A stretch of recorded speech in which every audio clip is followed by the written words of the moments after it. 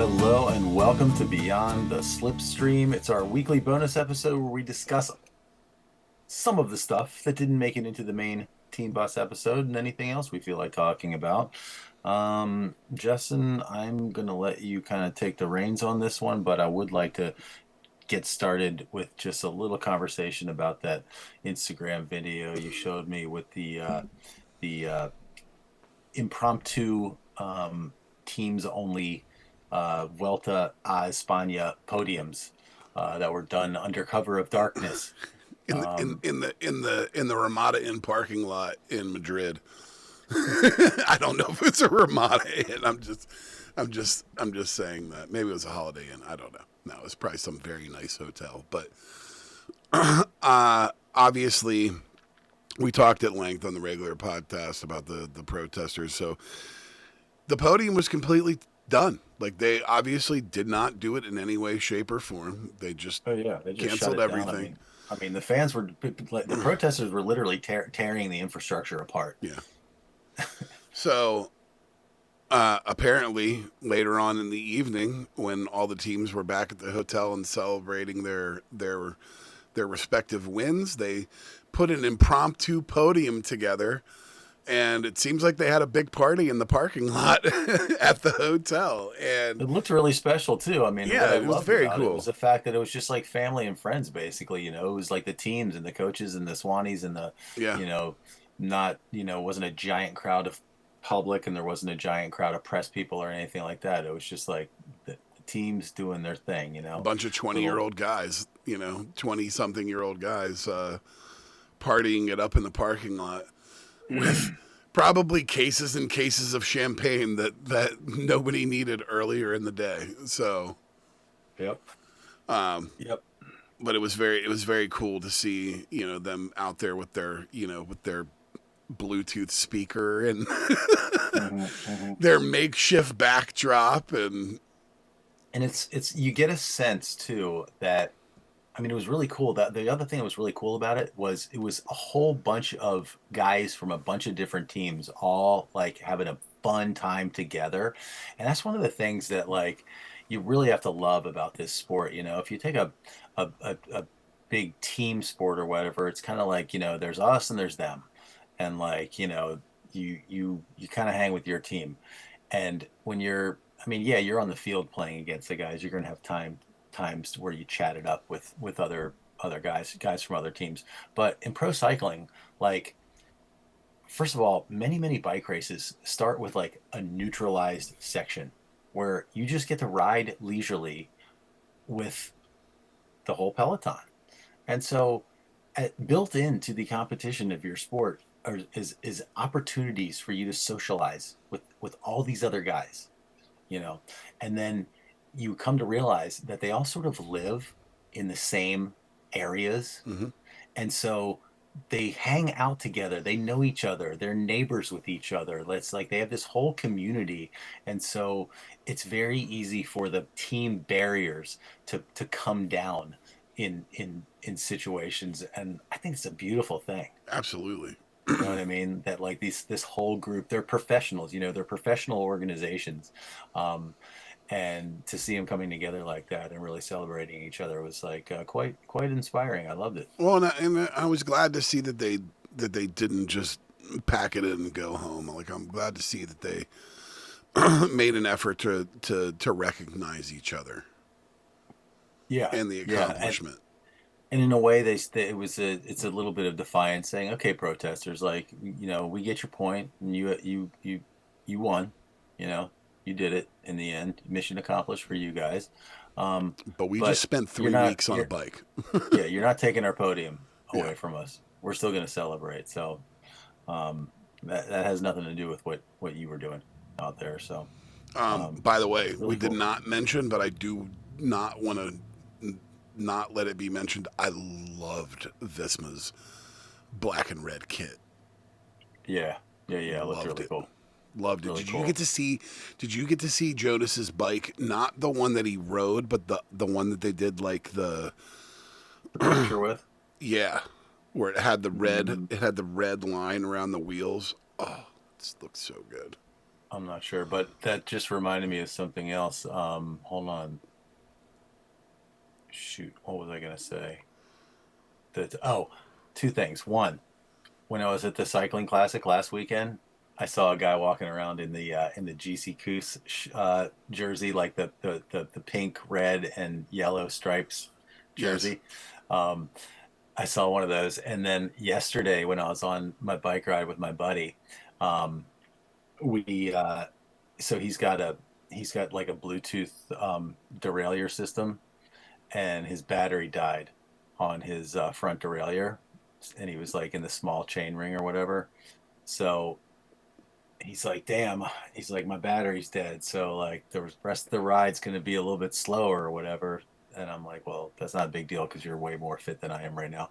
Um, but I was like, I said, we're not in any kind of hurry, and we were in DC, like, or Bethesda, or like, I said, get on your map and see where the nearest bike shop is. Let's just go get a battery. And he's like, oh, yeah, good idea. So, boom, he finds a bike shop. It's like half mile away. Ride over, gets a battery, throws it in. And I'm like, all right, sweet, we're good to go. And then he's like, this battery's not charged. And I'm like, okay. And he's like, I got an idea. And he kind of heads off, and we're in Georgetown. We're like um, right by where the no, wait, that was a different spot. Anyways, went to a bike shop in Georgetown, and we're looking in the window to see if they're open. That's right. And yeah, it was right on M Street by the Key Bridge. And it's looking kind of dark in there, and I'm like, I think they're closed. No sooner do I say that, I turn around, there's a guy walking up to the front door with a set of keys, and he's like unlocking, and I'm like, oh, go ask him, go ask him. So he goes over and he's like, hey man, do you have a charger for these batteries for the derailleurs? And the guy's like, yeah. And he's like, would you mind just throwing that on the charger for me? Guy's like, nah, no problem. And he's like, I should be fully charged by the time we open in like 20 minutes. And Alan's like, cool. And he's like, follow me. We ride over to the stair. Like it's really cool. I don't know if you've ever been there, but like right in Georgetown where M Street meets like the Key Bridge, there's like a little park on the corner there, and there's a couple stairs down, and there's a bridge that goes across the canal, and then there's a few more steps down. And when you get to the very bottom, you're on K Street, where the expressway is running Mhm. above you, so it's all shaded down there, um, and it's not a through street, so there's not a lot of cars driving around or anything down there. So it's really nice to be down there on a bike. So we carry our bikes down the stairs and get down on K Street and ride down a few blocks. Boom, coffee shop. He's like, sorry about the whole battery thing, man. Let me buy you a coffee while we're waiting for the charging battery. I'm like, bro, I'll take it. Coffee ride, no problem. Give me a chai latte. And I got a beautiful chai latte. But anyways, we go back and pick up his battery. And when he comes out from grabbing the battery, he's like, man, that's a pretty cool store in there. I'm like, all right, well, let me go take a look while you're putting it in. So I go into the store, and it's a fairly regular bike shop, but they have a bike in there. It's a Trek, and it's painted in the Lidl Trek colors.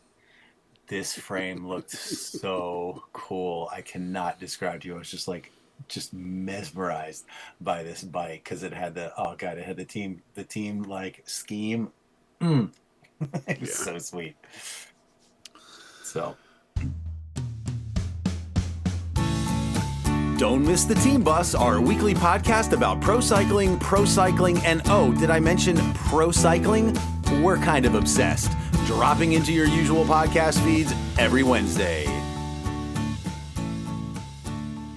All right. Well, Hey, let's jump in. It looks like you watched a couple of these races. you know what? I don't even know if I saw it.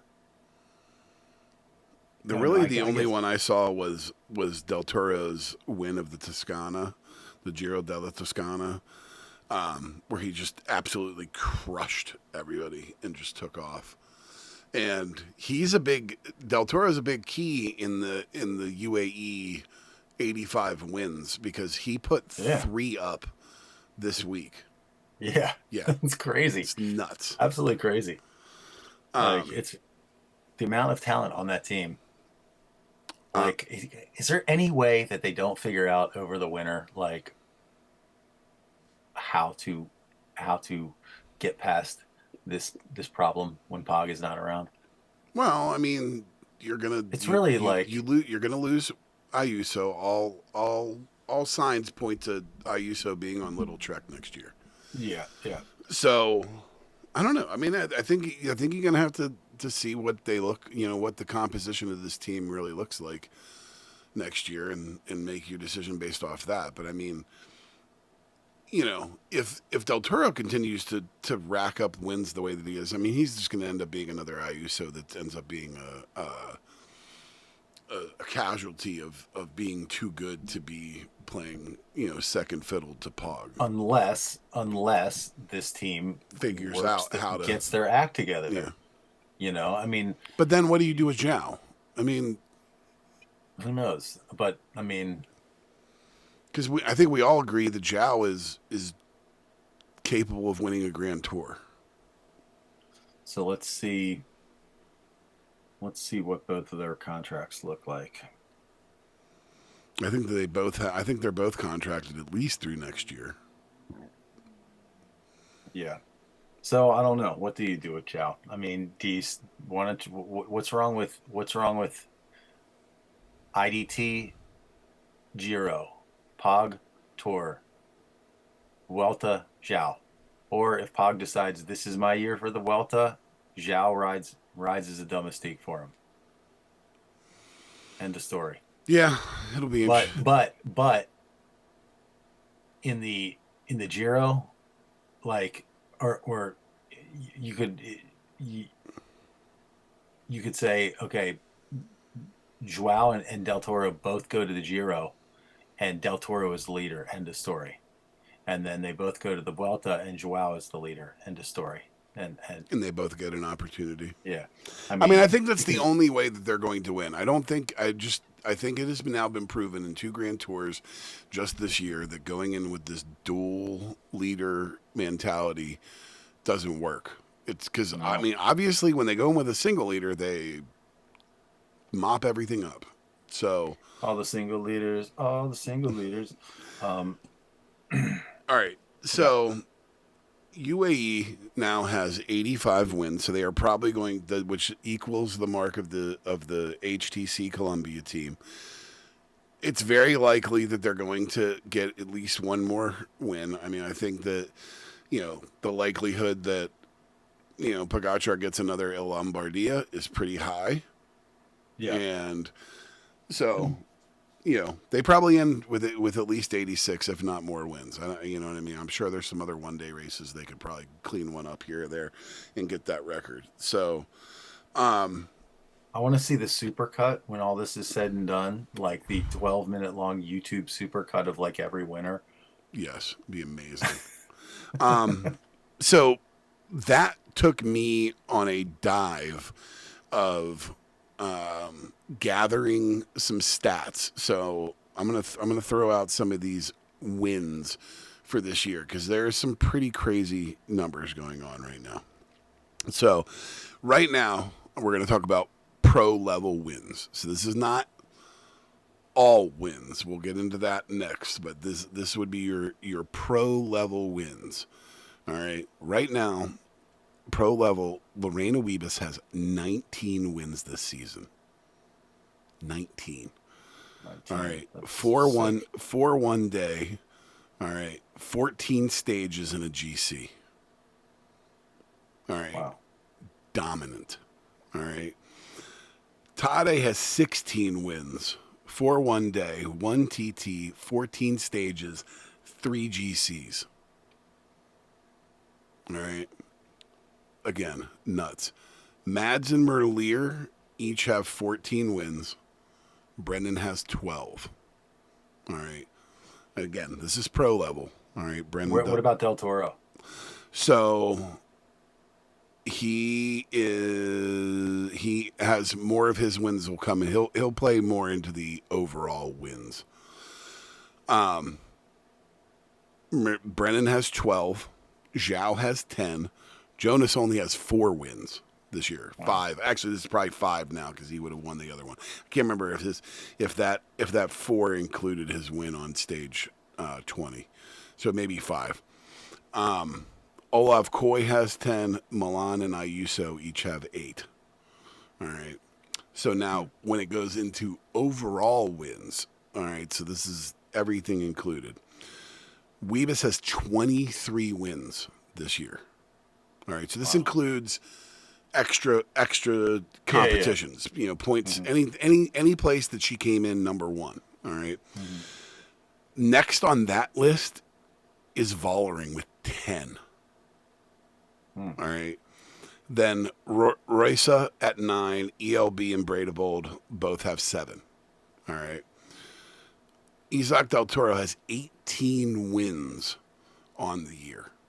Wow. All right. Pog has, again, 16. Dusan Rajovic of Team Solutia Tech Vini Fantini has 14. Mads Merlier and Matthew Brennan all have 14. All right. And again, Brennan's got 12 on the pro level. Right. That's crazy. Those are some crazy numbers from these guys. Yeah, I know. I know. Like it's unreal. You know what I mean? Pog is putting up per season career level wins for Yeah. a good career. Like if you were like this guy he had 16 wins in the pro peloton, Yeah. you'd be like, Yeah. Yeah. man, what a career that guy had. That guy's a legend. Yeah, Pog is doing this on a yearly basis right now. It's Right. completely nuts. And Lorena Wiebes is the most dominant rider in cycling right now. Period. I mean, she blew through the 100 win mark like it was standing still. Yes. Like you had the whole like Alexander Kristoff, Willie won't he? Spoiler alert, he didn't Right. make it to 100. Meanwhile, Vivas was like, "All right, I had 100. Now I'm gonna get ratcheted up to like 112 or 14 I or think it's 16 or whatever." 115 at this point. Yeah, it's like ridiculous. So, That's crazy. you want to talk about just absolutely on fire. I also heard somebody say the other day that even if you took Pog out of the mix, UAE would still be leading the point standings as a team, taking Pogacar completely out of the mix. That's crazy. Wow. All right. And again, it's like this is the tough part about going back to the argument about what does UAE do. They win races. You know what I mean? It's like Yeah. you can't argue with the results. Like, yeah, they didn't they came they came up short in 2 Grand Tours, but they Let me didn't ask you come up this. short anywhere else. Let me ask you this: Have we completely failed to see the forest for the trees here? Is it not possible that from the outset, this team was like, we want the single season the single season win record. That is what we want right now. We could care less about a Vuelta a España win. We want to rack up as many wins in this race as we got 21 chances to add to that number and to catch HTC. Boys, go out there and do it. And they went out there and got 7 wins. Yeah. 7. You know what I'm saying? Like so at the start of that race, they were at 77 or something like that. They're now tied. Yeah. You Well, know no, what I no, no, mean? no, no, no. Because you're discounting the 3 wins that Del Toro had, so they were really at like Oh yeah, 74. like 74, yeah. Crazy. Yeah. And in 2 weeks, they've mounted, 10 plus wins. Insanity. In 2 weeks. It's And the crazy. other thing, like another ironic twist to all of it is, especially when you look at their performance in the Vuelta, they were, they were this team that was incoherent, that was yeah, incoherent, and yet could win on an individual level. But at the same time, which team won the team time trial? UAE. Yeah. You know what I mean? Had to work as a team, had to come together, Well, all work as a team, and they win that's that. but that also makes UAE announcing that Ayuso was going to break his contract on doing and announcing that on the rest day, all the more perplexing, Yes. especially when they had agreed to not do that. And that is why Ayuso was so pissed off, was because they had agreed to not release that until after the race, and they did it anyway.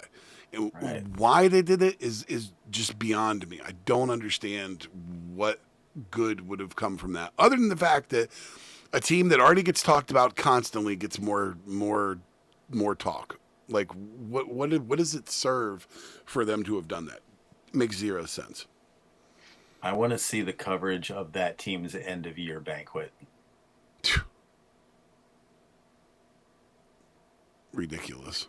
It's, all right. And I mean, even if you're Juan Ayuso and you're leaving there and they pulled some shit or whatever, it's just like, you can still be like, well, I was amongst the top contributors to that particular record. I can carry that with me the rest of my life. You know what I mean? Absolutely. I mean, you figure that between Del Toro, Pog, Ayuso, and Zhao, that's 10, 18. That'd be 38 and another. Well, you have 38 between Del Toro and Pog. And if you throw Zhao in there, that's 48 wins. So half their wins came from three guys.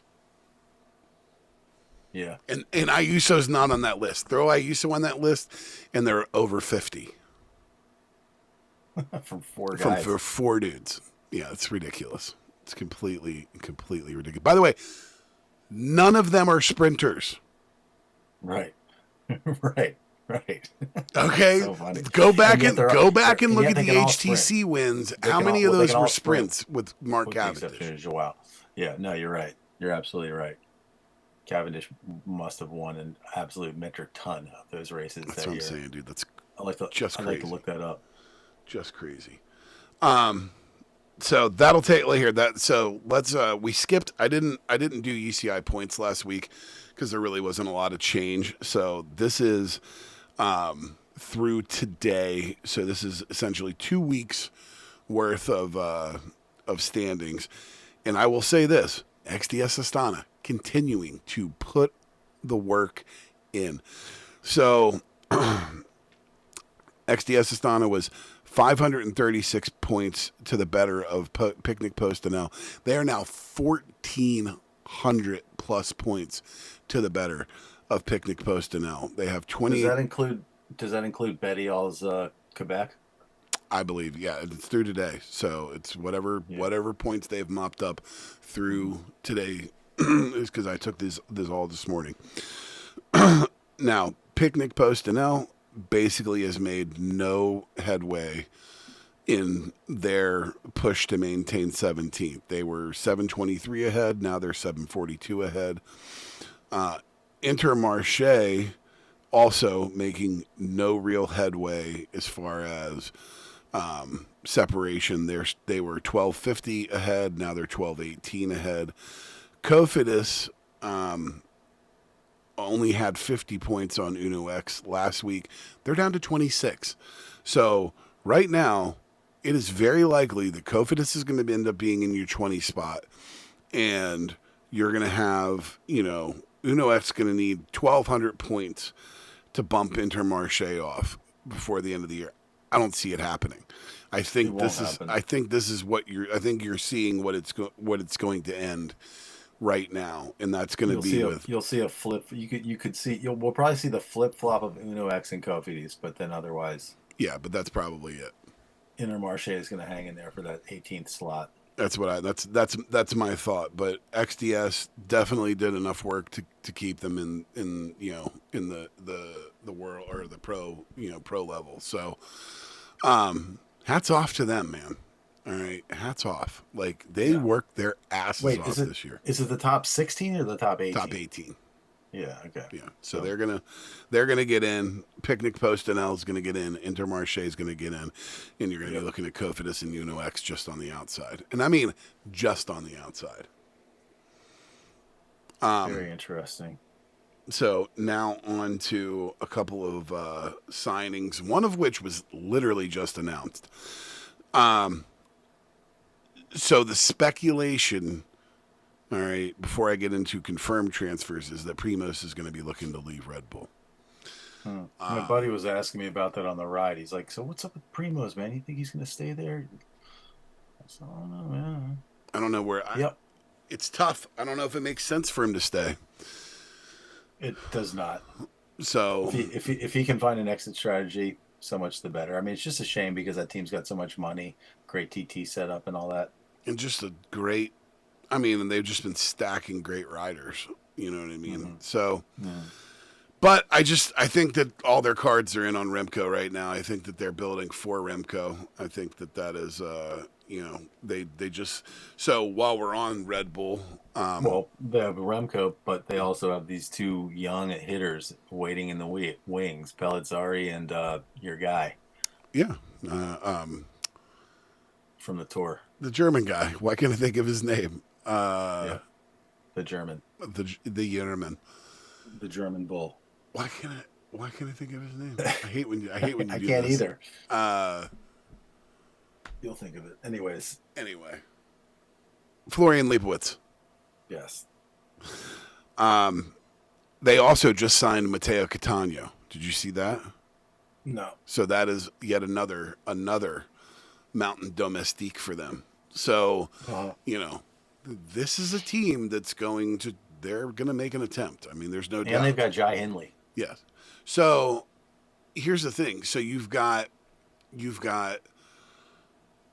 shaping up for next year, Red Bull with Remco, all right, in a monster team around him. Decathlon is building a monster team over there. All right. Little Trek, if they get Ayuso, already has a pretty ridiculous team as it is. All right.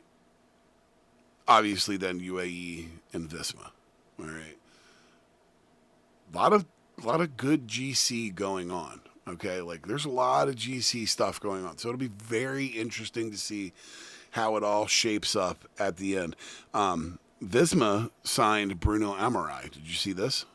Mm. Yeah, that's another good signing for them. So and the thing is with Visma is like I keep going like, oh man, they're losing, Tej Benoot, or last year they lost Jan Tratnik. I feel like the riders that they end up losing, I feel like they know what they had in those riders and they're replacing them with better riders. You know what I mean? Like you had some some upswing with the Van Dyke brothers, but I mean, I wouldn't say Bruno Amarai is better than Olaf Koy. no, I wouldn't either. But they don't need But they're different categories right. They don't because need they've got Matty Brennan right waiting exactly. in the wings to replace the Olaf Koy. No, I see what you're saying. They Um, replace them with riders that will be as as valuable or more valuable to them as yes, the person who's departing. exactly. They're not getting decimated in the way that an IPT is. All right, they're not getting you know. They're not building the way that decathlon is. Like they're letting riders go, but they're not. They're easily replaced in and amongst the riders in that they have. And look, man, the nucleus they have with Mateo, Sepp, Jonas, Vic Campenarts. They lose Dylan Van Barl. Dylan Van Barl will be gone. But those four guys, and then the interchangeable parts between, look, Brennan. If you put Brennan, flip flop Brennan with Axel Zingle, like I'm fine with that. Like I feel like you can have a Brennan there. You can have one or two guys that can help lead him out. Laporte's coming back, into form a little bit. Like he's been more or less non-existent all year, but his form seems to be coming back. He showed up over the weekend in Canada a bit. I just think that there's a lot going on. Also, the kid that was in that was on the Vuelta squad Tulit. was Ben yeah, Tulit. Tulit. It's very good. Yeah. Very, very good. That's what I'm saying. Like they've got and they are proving over and over again that they are able to put the right riders together. Let's not forget they still have Simon Yates. They still have all of these other guys. Yeah, Affini. And so it'll be very interesting to see how they play with the toys in 2026 because they've got a great team. The big one that I saw today as I was doing the points. Juan Pay Lopez has been stolen El away Patron. stolen away from Little Trek and going to the Spanish team Movistar. He's like all the great Spaniards. They end out their career in Movistar. Yep. They ride off into the sunset of Movistar. By the way, I meant to send you this picture when I was in Mexico. I went past like a store that had like Movistar. Like it was like a Movistar store. I was like, oh, look at that. So I also saw on a sign when I was going to get my car worked on over to the little like auto park area near me, um, an Ineos Grenadiers logo in and amongst all these other like I auto mean, logos. you can buy an Ineos Grenadier, vehicle in the States. I mean, you can get them. There are a couple Yeah, dealers. I know there was one right over by where I live. Um, looks like you. Honestly, I thought Ineos was a chemical, was like a No, they're a petrochemical company. car company. All right, so looks like you got a couple of other sports things in there. Why don't you throw those down and then we'll wrap it up. Well, we saw the next match, and I meant to do a little bit of research. I can't remember. I know that Yannick Sinner and Carlos Alcaraz have met at least three times in Grand Slam tennis finals this year. I spoke about them at length on an earlier podcast after I believe I think I talked about it after Wimbledon, but I talked about both Wimbledon, the French Open, Roland Garros. Um, these two are just the absolute pinnacle of men's tennis right now. They're very evenly matched, and their matches are always just incredible. Um, as I have endorsed before, I love a good YouTube like 10-minute highlights reel, um, expertly edited to give you every great shot of the match, um, with some nice slow mos uh, edited in there along the way. Um, and these two guys are always going to give you just a handful of absolutely mind-boggling shots. Just how in the world did you make that? How did you return that? How did that go in? Oh my God! Look how hard you hit that ball! Like it just they just deliver time and time again. And in this particular one, Alcaraz was just a half a step above Sinner. Not that Sinner didn't create some magical shots as well, but Alcaraz really had his number in this one. He was wearing his all purple sleeveless number, with the purple shoes, the purple socks, the purple shorty shorts, and the purple sleeveless top, and he smoked them. Um, Men's tennis at the highest level. It was pretty awesome. And then I just made a note that uh, what's that? What's the one sport that they do here in America? It's got the guys. They're like wearing helmets and pads. Oh, They run really fast. what's that called? What is that? Mm. Well, the local team is called the Commanders. Yeah. Yeah, they're playing that sport Oh, again, that's and that multi-billion-dollar sports complex called the NFL. right, That's right. right. It's called the The, NFL. it's a cinematic universe, is what it is. Um, God. it has it's the NFLCU. It has resumed play this year, and our Washington Commanders are 1-1. I refuse to even get interested until like 7 or 8 games from now. So it's very funny. The other day, one of my friends, I have a friend from the Miami area. His name is Keems.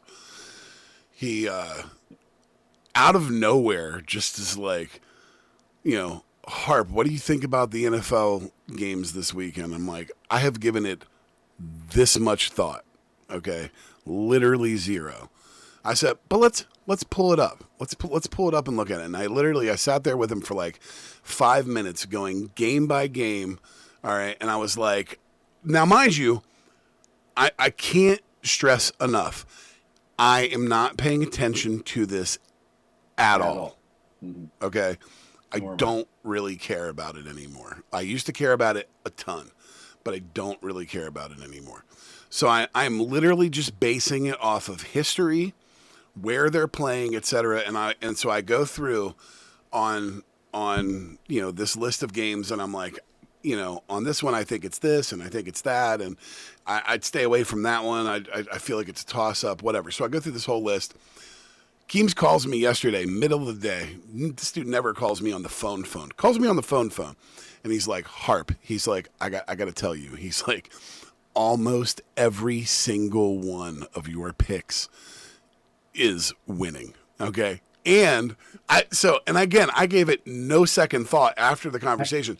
I didn't realize you guys were making picks. I thought you were just. Oh, he is making picks. He's betting on my picks. Okay. Oh. So. All right. So how'd you end up in the So end? I end up going in and looking last night after he said that. You tell me you went like 7 for 9. It was like 7 for 9. It was like every one of them hit except for the Steelers ended up losing at home, 7 for 8, which is weird. The Steelers ended up losing at home, and somebody else also ended up losing at home. But all the games where I was like, stay away from were super close. And then just goes to show you don't want to pay too much attention. You just want to kind of go in loose when you make your picks and hope for the best, right? Yeah, dude, it's crazy. But yeah, I mean, I could expound, for an hour about why I can't stand the NFL anymore. But I think you honestly said it best, is that it's a cinematic universe. It's right. It's but they all are. So is cycling. They're all. I know, but it's all their own niche. I'm telling you, dude, that it's like with the NFL, it's almost getting to the point where it's like WWE. Like, it's I don't know. It's hardly a sport anymore, in my opinion. I don't know. It's just not. I don't enjoy it anymore. But there's great Taylor Swift coverage, so we got that. Of course, but Travis and Tay-Tay. That just goes to show why its relevance for me has waned. Well, I'm gonna neatly call back my earlier I'm gonna call back my endorsement from the team bus from this week right now and dovetail it into our conversation, which is this. My favorite thing about professional football right now is just each time I get to see Mina Kimes on SportsCenter or whatever the football show is that's constantly running 24/7 in the restaurant, to see if she has the pavement record behind her on her display still running after 5 years. And guess what? In the Pavements documentary, they showed clips of Mina Kimes on the sports show with the record sitting in the background. Like, I was like, that's amazing. Yeah. So, unless you got anything else, we're going to leave it there because time's about to run out. Thanks for joining us for another ride beyond the Slipstream. As always, I'm Matt, kicking it with my brother Justin. It was a fun weekend with Julien Alaphilippe ending up on the top step in Quebec. Definitely in my top 3 moments of the year for sure. It's kind of shooting for number 1 with a bullet. That was amazing. All right, we will see you next week. Until then, Ale. Beyond the Slipstream is a companion to the Team Bus and is produced by Harperama. Find us on Apple Podcasts, Spotify, and YouTube. Please like, subscribe, leave a review, and tell your friends about us. Thanks for listening. Talk to you next time. Ale!